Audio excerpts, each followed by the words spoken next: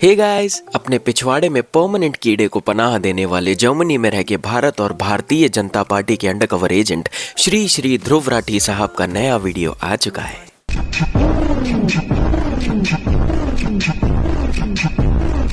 नमस्कार दोस्तों। पर ये भारत और बीजेपी को डायरेक्टली सपोर्ट नहीं करते कि किसी को पता चल जाए। पागल हो क्या? बंदा ट्रेंड है, स्मार्ट है, ऐसे थोड़ी किसी को पता चल जाएगा कि ये बीजेपी और भारत की तरफ से है। और इनके पिछवाड़े जो कीड़ा है वो टाइम टाइम पे इनको पिंच करता रहता है, चुनचुनाता रहता है कि भाई वीडियो बनाओ, भारत को आगे बढ़ाना है कि नहीं, बीजेपी को जिताना है कि नहीं। तो इस बार भाई ने अपना जहर उगला है धुरंधर मूवी के ऊपर। धुरंधर ने बॉलीवुड जायंट मूवीज की फाड़ के रख दी और रिकॉर्ड्स पे रिकॉर्ड्स मेक एंड ब्रेक करती जा रही है। कई सारे credible and famous film critics को ये film anti Pakistan, Islamophobic, too much testosterone और श्रिल नेशनलिज्म से भरी हुई लगी। I am more exhausted with the repeated, aggressive display of hyper-masculinity in most mainstream fare Hindi cinema. Dhurandhar is an exhausting, relentless and frenzied espionage thriller propelled by charismatic murderous men, too much testosterone, shrill nationalism and inflammatory anti-Pakistan narrative. हाँ, ये अलग बात है, इन so called film critics को कुत्ता तक नहीं पूछता है। भाई ने भी फिल्म के टीजर के टाइम पे फिल्म को एक्सट्रीम वायलेंट, गोर और टॉर्चर से भरा हुआ बताया था। ऐसे में सब यही वेट कर रहे थे कि ध्रुव भाई की वीडियो कब आएगी इस मूवी पे अपनी प्रतिक्रिया व्यक्त करने के लिए। और भाई ने हमारी भगवान से भी पहले सुन ली। इन्होंने इस फिल्म का रिव्यू वीडियो एक फिल्म की तरह ही बनाया है। जैसे धुरंधर पूरी मूवी अलग अलग चैप्टर्स में डिवाइडेड है, इन्होंने भी अपना वीडियो अलग अलग चैप्टर्स में डिवाइड कर रखा है। वाह भाई, क्या डेडिकेशन है यार। अब देखते हैं कि इन्होंने वीडियो में क्या क्या बोला है। तो भाई एक एआई जनरेटेड वीडियो बनाते हैं और रिप्रेजेंट करते हैं धुरंधर को और उसको नाम देते हैं भवंडर। और इसमें ये 2019 में हुए पुलवामा हमले का उल्लेख करते हैं और बताते हैं कि सरकार के पास ऑलरेडी इंटेल इनपुट्स थे जिससे हमला रोका जा सकता था, पर क्योंकि मोदी, जिनको इन्होंने नाम दिया है गोभी, एक करप्ट सरकार का सरपंच है, उन्होंने आईएसआई चीफ के साथ मिलके जानबूझ के ये सब प्लान किया ताकि आने वाले इलेक्शंस में उनको सिंपैथी वोट्स मिल सके बदला लेके। एक्चुअली ना भाई के ससुर जी इंटेलिजेंस में थे, जिन्होंने इनको बताया कि इंटेलिजेंस के पास एग्जैक्ट इनपुट्स थे हमले के। वाह भाई। फिर भाई अपनी एआई मास्टर क्लास का प्रमोशन करने लगते हैं, जहां भाई हमें 25 से भी ज्यादा टूल सिखाएंगे, वो भी लाइव आके। मतलब एआई मास्टर बना देगा भाई सबको। वैसे मैंने आज तक किसी को एआई में वेल वर्स्ड होते नहीं देखा इनकी क्लास लेके। जिन बेचारे गरीब लोगों ने अपनी मेहनत के पैसे फूके हैं ये सोच के कि इनकी एआई मास्टर क्लास से कुछ भला हो जाएगा उनका। लेट्स सी उनका क्या कहना है। तो सबसे पहले भाई स्टार्ट करते हैं ध्रुव राठी। ध्रुव राठी को सभी लोग जानते ही होंगे। तो भाई का नाम ध्रुव राठी है, सबको पता ही होगा। और ये रोहतक से बिलोंग करता है, हरियाणा से। अभी जर्मनी में रहता है, इंडियन जर्मन है।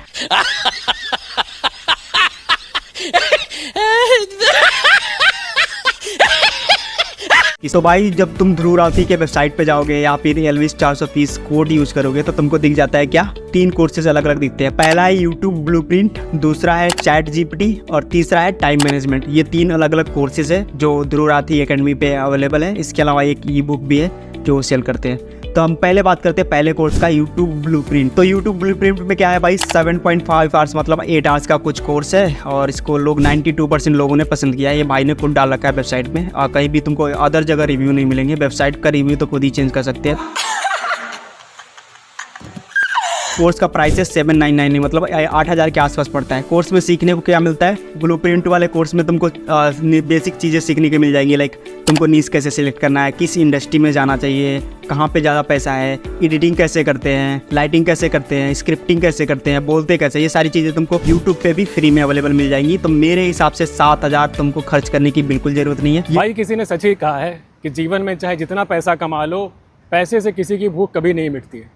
अब ध्रुव राठी भैया को ही देख लो, शायद दुनिया के सबसे बड़े यूट्यूबर में से एक होंगे। पैसा छाप के अलग कर दिए हैं, लेकिन अब उनको पता है कि इस समय एआई जो है वो चल रहा है मार्केट में। तो इन्होंने क्या किया कि गूगल का जो जेमिनी है, चैट जीपीटी और क्लॉडिया, परप्लेक्सिटी जैसे कुछ एआई को मिला करके और इन्होंने सबका प्रीमियम वर्जन जो है $12 पर मंथ में निकाल दिया है।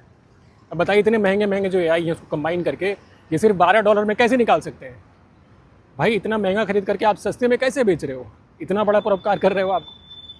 बहुत ही कम लोग जानते हैं कि जितनी भी ये कंपनी जो होती हैं वो सब आपका डेटा के लिए आपको फ्री में चीज़ें देती हैं। जियो ने क्या किया, सब कुछ फ्री में निकाल दिया। आज के डेट में सबसे ज़्यादा डेटा लेकर के वो बैठी है यूज़र्स का। और ये जो ध्रुव राठी भैया का कहना है कि वो यूज़र का डेटा कलेक्ट नहीं करेंगे, ये सरासर फ्रॉड है। क्योंकि आज तक जितनी बड़ी कंपनीज़ ने कहा है कि हम यूज़र का डेटा कलेक्ट नहीं करते हैं, जब जब उनसे पुलिस ने यूज़र का डेटा मांगा है, उन्होंने पूरा चिट्ठा खोल करके रख दिया कि भाई ये है यूज़र, ये बंदा फला फला चीज़ें सर्च करता है, फला फला चीज़ें देखता है, ये लो भैया अपने हाथ में रखो। तो भैया यूज़र आप समझदार हो, आप समझदारी से काम करो, और आपको कौन सी चीज़ों का सब्सक्रिप्शन लेना है, कौन सा नहीं लेना है, ये मैं आपके ऊपर छोड़ता हूँ। मैंने 20 अप्रैल को ध्रुव राठी की live AI master class attend की, जो एक्चुअल में लाइव थी ही नहीं। ध्रुव ने बहुत ही इंटेलिजेंटली ये क्लास 1 या 2 दिन पहले ही रिकॉर्ड कर ली थी। इस क्लास में 10,000 से भी ज्यादा लोग थे, और यही रीजन है कि ध्रुव ने लाइव वर्कशॉप यूट्यूब लाइव से की। इस क्लास की फीस 499 थी, यानी ध्रुव ने इस सिंगल क्लास से 50 लाख से भी ज्यादा पैसे कमाए, और ऐसा सिर्फ कंटेंट क्रिएशन में ही पॉसिबल है। भाई इनकी एआई मास्टर क्लास के ऐसे रिव्यू वीडियोस भरे पड़े हैं। तो एआई जो टर्मिनोलॉजी है वो है ट्रेंड में, तो उसको चेप के मस्त पैसे कमाओ। तो जर्मनी में रह के भारत की भोली भाली जनता को चूना लगा के अपनी जेबें भरी जा रही हैं। और इन भाई साहब को पड़ी है भारत के यूथ की कि भाई कहीं एक्सट्रीम वायलेंट और गोर मूवीज देख के भारत के यूथ पे बुरा असर ना पड़े।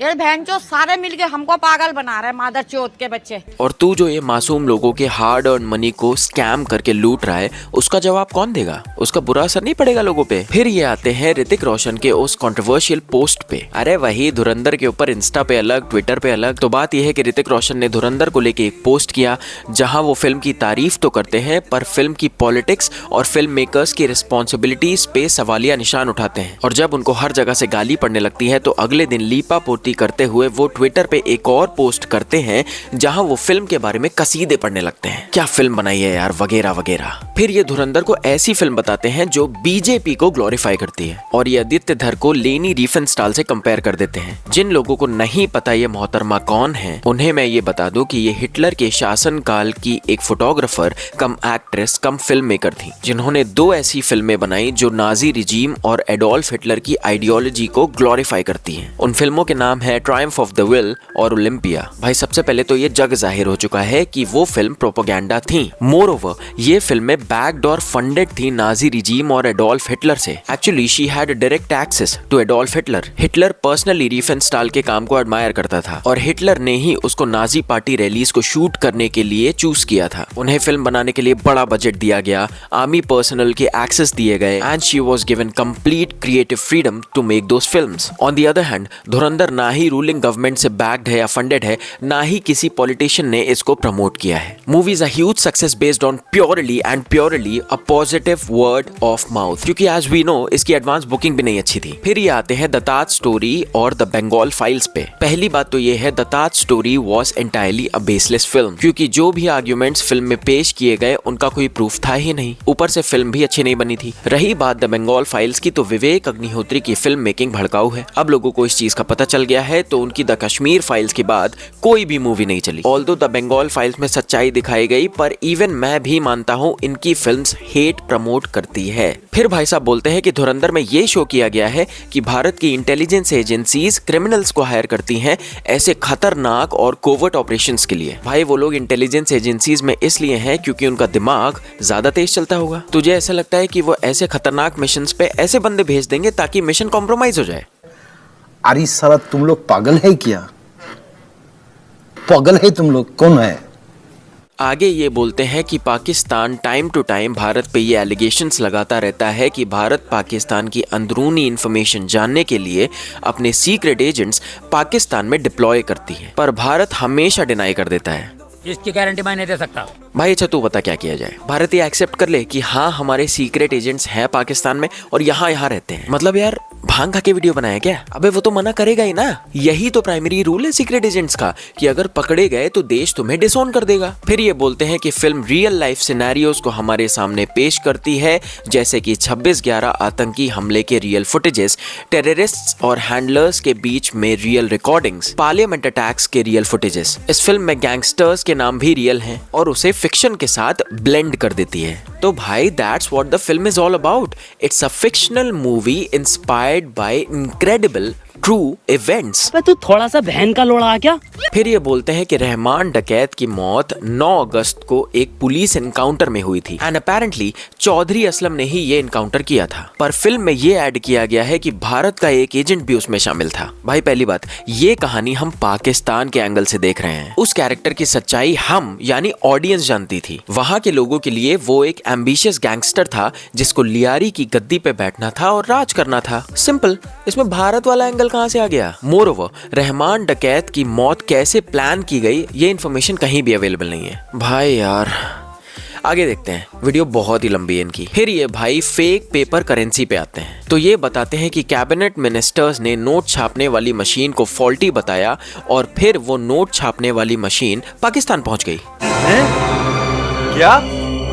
ये क्या बक रहे हो माधव? भाई तूने मूवी देखी भी है? I highly doubt it now. भाई सबसे पहली बात, वो प्रिंटिंग प्लेट्स थी, मशीन नहीं। दूसरी बात, 2006 में जब पी चिदम्बरम फाइनेंस मिनिस्टर थे, अरविंद मायाराम जॉइंट सेक्रेटरी और पीयूष चावला एडिशनल सेक्रेटरी थे, तब इन लोगों ने एक कंपनी फॉर्म की जिसका नाम था security printing and minting corporation of India. और इस कंपनी के अंडर उन्होंने इंडियन करेंसी के SPP यानी सिक्योरिटी प्रिंटिंग पेपर बनाने का कॉन्ट्रैक्ट दिया एक ब्रिटिश कंपनी डेलारू को। गौर करने वाली बात यह है कि यही सेम फर्म पाकिस्तान के लिए भी करेंसी पेपर्स बनाती थी। और इसी बीच ISI और इनके सप्लायर्स के बीच में एक डील होती है जिसमें वो इंडिया के करेंसी पेपर छापने वाली प्रिंटिंग प्लेट्स ISI को हैंडओवर कर देती है। जब प्रणब मुखर्जी 2010 में फाइनेंस मिनिस्टर बनते हैं तो उस कंपनी को होम मिनिस्ट्री द्वारा ब्लैकलिस्ट कर दिया जाता है। पर शॉकिंग बात यह है कि 2012 में जब पी चिदम्बरम फिर से फाइनेंस मिनिस्टर बनते हैं तो उसी कंपनी को करेंसी पेपर छापने का कॉन्ट्रैक्ट दे देते हैं, कॉम्प्रोमाइजिंग आवर नेशनल सिक्योरिटी। और इसीलिए उन्हें जेल भी हुई, ऑल्दो ये चीज क्लियरली नहीं बताई गई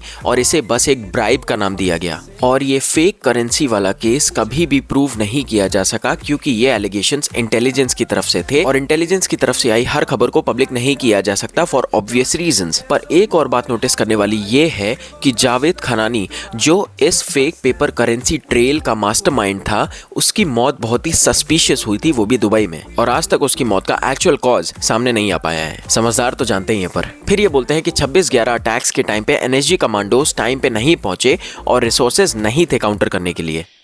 ये जाके पहुंचे होंगे अपना एयरपोर्ट और ये सुबह मेरे ख्याल से मॉर्निंग, अब now they are waiting for the aircraft में लोड हो गई। एयरक्राफ्ट लोड होने में 15-20 मिनट लगते हैं। हाँ। ये पहुंच के एयरक्राफ्ट में लोड हो गए। लोड होने के बाद अब ये बैठे हुए हैं। ओ, ऐसा क्यों? अब बैठे हैं क्योंकि कोई ऑर्डर्स नहीं आए। हाँ, जो हेड ऑफ द NSG हैं अपना IPS जब टाइम में मिस्टर दत्त, वो DG NSG, he is in the airport. वो वेट कर रहे हैं होम मिनिस्टर का। मिस्टर पाटिल थे। मिस्टर पाटिल। अब उनको आना है, he has to lead the NSG to Mumbai. सच है कि कांग्रेस लीडर शिवराज पाटिल की वजह से NSG कमांडोज टाइम पे नहीं पहुंचे, पर ये एक कलेक्टिव फेलियर था। पर क्या हम मनमोहन सिंह की सरकार को गद्दार बोल देंगे? भाई इसने सच में मूवी नहीं देखी है। मैंने तो फिल्म में कहीं नहीं सुना कि ये सरकार गद्दार है या चोर है, ना ही कोई डिग लिया गया है द देन गवर्नमेंट पे। फिर ये बोलता है कि बीजेपी के टेन्योर के टाइम पे भी काफी सारे इंटेल इनपुट्स मिले थे, वो भी काफी एक्यूरेट। फिर ये अटैक्स क्यों नहीं रोक पाए? मे बी वो इनपुट्स उतने एक्यूरेट ना हो, मे बी उनका भी कलेक्टिव फेलियर होगा। पर मेरा एक सवाल है कि कांग्रेस की गवर्नमेंट में जवाबी हमले कितने हुए और बीजेपी के टेन्योर में कितने हुए? Uri surgical strike, Pulwama air strike, operation Sindoor और भी कई बार जवाब दिया गया है। वैसे टेरर अटैक्स तो एक भी नहीं होने चाहिए थे किसी भी सरकार में, पर अगर गवर्नमेंट की क्रेडिबिलिटी को कंपेयर किया जाए तो ये एक बहुत बड़ा सिग्निफिकेंट डिफरेंस है। फिर ये आ जाते हैं नेशनल एडवाइजर अजीत डोवाल की क्रेडिबिलिटी पे। गेटअप से एविडेंट है कि फिल्म में R माधवन का कैरेक्टर अजीत डोवाल जी के कैरेक्टर से इंस्पायर्ड है। ये भाई साहब बोल रहे हैं कि फिल्म में R माधवन का कैरेक्टर कुछ नहीं करता है, बस फ्री की सैलरी खाता है। पहली बात, जो कोवर्ट ऑपरेशन चल रहा है फिल्म में, वो उन्होंने ही प्रपोज किया गवर्नमेंट को। कोवर्ट ऑपरेशंस, स्पाइंग और एस्पियोनाज की सबसे इंपॉर्टेंट चीज ही सब्र है। Just wait for the right time. 1-2 battle जीतने के चक्कर में अपना कवर ब्लो कर दे और वॉर हार जाए तो उनकी सैलरी जस्टिफाई हो जाएगी। पहले ये बोलते हैं कि अजय सानियाल के अकॉर्डिंग तो सरकार गद्दार थी, तो उस कोवर्ट ऑपरेशन को फंड कौन कर रहा था और स्पाई को नेसेसरी रिसोर्सेज कौन प्रोवाइड कर रहा था? ऑफ कोर्स उस टाइम की सरकार ही कर रही थी। एंड एज आई सेड, ऐसा कहीं नहीं दिखाया गया है कि सरकार गद्दार थी। फिर ये लोगों को भड़काने की कोशिश करते हैं, मतलब अटर नॉनसेंस शुरू कर देते हैं जब कोई और तरीका ही नहीं बचता है। ये भाई साहब बोलते हैं कि आदित्य धर जो फिल्म के डायरेक्टर हैं वो बीजेपी के तलवे चाटने में इतना ज्यादा बिजी हो गया कि हम लोगों तक को नहीं छोड़ा। एक्चुअली आर माधवन ने एक डायलॉग बोला था फिल्म में कि हिंदुस्तान का असली दुश्मन हिंदुस्तान ही है, पाकिस्तान तो दूसरे नंबर पे आता है। उस डायलॉग का कॉन्टेक्स्ट जाने बिना ये अपना नैरेटिव घुसा के ले आए। उस डायलॉग का कॉन्टेक्स्ट ये था कि सरकार और जनता के बीच के लोग, उसमें गवर्नमेंट ऑफिशियल्स हो सकते हैं, करप्ट पॉलिटिशियंस, ब्यूरोक्रेट्स, पुलिस वाले, पर ये डायलॉग आम जनता के लिए कभी था ही नहीं। फिर ये आ गया नफरत स्प्रेड करने। ये अपने वीडियो में बोलता है कि आपको आतंकियों से इसलिए भी जोड़ा जा सकता है क्योंकि आप एक मुसलमान हो। इस स्टेटमेंट का फिल्म से दूर दूर तक कोई नाता नहीं है। फिल्म में हिंदू मुस्लिम दिखाया ही नहीं गया है। फिल्म पाकिस्तान के एंगल से है तो हिंदुस्तान के मुस्लिम से इसका कोई लेना देना है ही नहीं। फिर ये अजीत डोभाल जी का एक वीडियो दिखाता है 11 साल पहले का, जहां वो इंडियन मुस्लिम्स के बारे में कुछ कहते हुए नजर आते हैं और बोल रहा है अजीत डोभाल। भाई उनका नाम अजीत डोभाल है। फिर खुद ही बोलता है कि अजीत डोभाल का कहना है कि ये वीडियो डीप फेक्ड है। भाई जब अजीत डोभाल खुद ही बोल रहे हैं कि वीडियो डीप फेक है तो दिखा ही क्यों रहा है। फिर ये बोल रहा है कि सस्पिशियस एक्टिविटीज करते हुए कोई हिंदू पकड़ा जाए तो कुछ नहीं होता, और अगर एक मुसलमान पकड़ा जाए तो उनकी देशभक्ति पे सवाल उठने लगते हैं। भाई पहली बात, पास में ऐसी चीजें हुई है ना जो लोग सोचने पे मजबूर हो ही जाते हैं। क्यों मुसलमानों को इस चीज से जोड़ा जाता है? कुछ तो हुआ होगा ना पास्ट में। दूसरी बात, मैंने खुद ये चीज एक्सपीरियंस की है अपने कॉलेज डेज में। मेरे हॉस्टल के कुछ मुस्लिम बंदे आपस में हर फ्राइडे को गैदरिंग्स करते थे एक प्राइवेट प्लेस पे, अपेरेंटली कुरान पे ज्ञान देने के लिए। जैसे हम हिंदुओं में सत्संग टाइप नहीं होता है, पर वहाँ वो कुरान पे ज्ञान नहीं देते थे। वहाँ वो ये बोलते थे कि हिंदू तुम्हारा दुश्मन है। ये मुझे कैसे पता चला? मेरा बेस्ट फ्रेंड उमैर एक दो बार इन गैदरिंग्स में गया। जब उसे उन लोगों की असली नीयत समझ आने लगी तो उसने जाना बंद कर दिया, ये बोल के कि भाई अगर मेरे घर पे पता चल गया ना तो मुझे वापस बुला लेंगे। तो हर मुसलमान ऐसा नहीं होता, पर भाई उनका ट्रैक रिकॉर्ड ही कुछ ऐसा है कि बाय डिफॉल्ट उन पे क्वेश्चनेबल नजर चली ही जाती है, ना चाहते हुए भी। लेकिन इस सच से कोई डिनाई नहीं कर सकता कि हमारे देश को आजादी हिंदू और मुस्लिम के कलेक्टिव सैक्रिफाइसेस से मिली। फिर ये बोलते हैं कि फिल्म में पाकिस्तान जिंदाबाद कहीं नहीं सुनाई देगा, हर जगह अल्लाहू अकबर ही सुनाई देगा। वो इसलिए राठी साहब क्योंकि ये फिल्म कराची के एक शहर लियारी के लोकल गैंगस्टर्स की कहानी है। तो लोकली वो अल्लाहू अकबर ही बोलेंगे ना, वो कोई आर्मी से तो है नहीं जो पाकिस्तान जिंदाबाद बोलेंगे। अस्सलाम वालेकुम, वालेकुम अस्सलाम, और भी तो काफी कुछ बोला ना उन्होंने, जैसे नारे तकबीर। आप जब अपने शहर में जाते हो, लोकल सिटीज में घूमते हो, तो हिंदुस्तान जिंदाबाद बोलते फिरते हो क्या सबसे? नमस्ते, राम राम, जय श्री राम, ऐसे ही ग्रीट करोगे ना। फिर ये बोलते हैं कि फिल्म में रहमान डकैत की मौत के बाद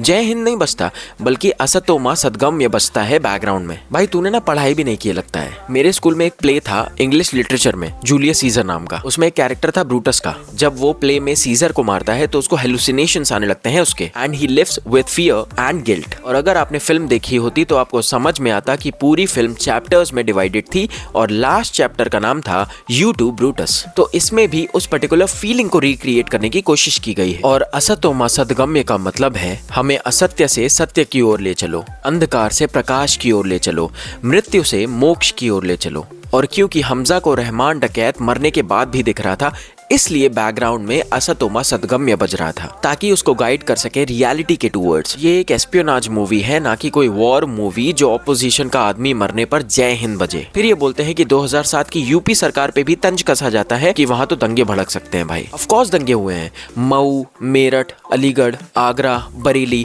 और भी कई जगह दंगे हुए हैं उस सरकार के टेन्योर में। तो अगर ये डायलॉग बोला भी गया तो बिल्कुल भी गलत नहीं है। फिर ये बोलते हैं कि फिल्म का सबसे प्रॉब्लमैटिक सीन है 26/11 हमले में पाकिस्तानियों को भारत पे हंसते हुए दिखाया गया है। तो इस पे मैं फिर से यही बोलूंगा कि फिल्म पाकिस्तान के एंगल पे शूट की गई है, तो भाई उनका रिएक्शन तो दिखाया ही जाएगा ना सिचुएशन पे। अगर इंडिया में होती तो पैनिक सिचुएशन दिखाते। फिर ये बोलते हैं कि वो सब आपस में बात करते हैं कि भारत का इस अटैक के बाद रिएक्शन फुस रहा। तो भाई ये सच है, कुछ भी नहीं किया गया था, बस कसाब को पकड़ के 4 साल खातिर की गई उसकी। फिर ये 26/11 में हमारे रिस्पेक्टेड सोल्जर्स जो शहीद हुए थे उनके लिए बोलता है कि आदित्य धर ने फिल्म में उनका नाम तक नहीं लिया। भाई फिल्म पाकिस्तान के एंगल पे शूट की गई है, उनकी वहशियत दिखाती है और एक इंडियन स्पाई की लाचारी दिखाती है उस सिचुएशन में। फिर ये फिल्म के सारे एक्टर्स को भाड़े के टट्टू बोलते हैं और उनकी सोशल रिस्पॉन्सिबिलिटीज पे सवाल उठाते हैं। भाई बुरा मत मानना, लेकिन वो तो पहले आप, if you know you know.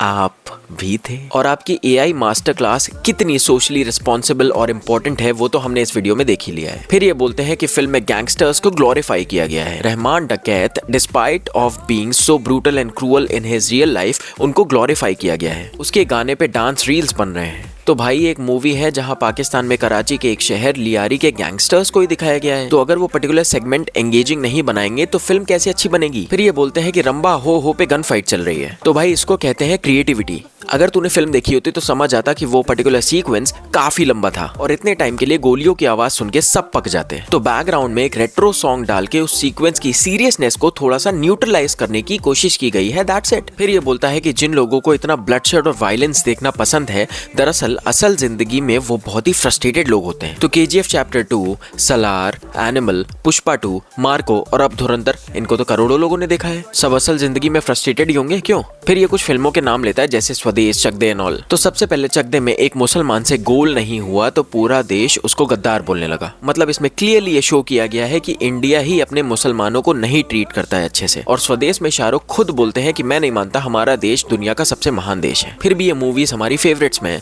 क्योंकि हम बहुत ही सहनशील लोग हैं। हमारे देश, हमारे रिलीजन को बोल लो, हम कुछ नहीं बोलेंगे, हम चूतिए हैं। फिर ये आदित्य धर को धमकी देते हुए बोलता है कि भाई सुधर जा, कहीं ऐसा ना हो कल को बीजेपी की सरकार ना रहे और तेरा हाल भी लेनी रिफेंस्टाल जैसा हो जाए। सीधी सी बात, नथिंग इज परमानेंट। कल को कोई दूसरी सरकार भी आती है और वो इस सरकार के बारे में एक फिल्म के थ्रू सच्चाई दिखाने की कोशिश करती है एंगेजिंग वे में, हम उसे भी पसंद करेंगे। तो कुल मिला के मुझे ये खुद एक फ्रस्ट्रेटेड और डिप्रेस्ड बंदा लगता है जो इंडिया के बाहर बैठ के ऐसे वीडियोस बनाता रहता है। But please don't hate him guys, बंदा बीजेपी और भारत का सीक्रेट एजेंट है। इसने बीजेपी को जहां जहां हराने के लिए बोला, बीजेपी हर जगह से जीत गई। धुरंधर की रफ्तार रोकने के लिए बोला, अब तो लग रहा है भाई फिल्म 1200 करोड़ कमाएगी। भाई आदित्य धर को बंदे के साथ फिल्म का थोड़ा सा प्रॉफिट शेयर करना चाहिए। So thank him guys. Let me know in the comment section कि आपके क्या विचार हैं ध्रुव राठी को लेके, क्योंकि भाई ने अपना कमेंट सेक्शन तो ऑफ कर रखा है। So that's all for this video. मिलते हैं अगले वीडियो में, बाय बाय।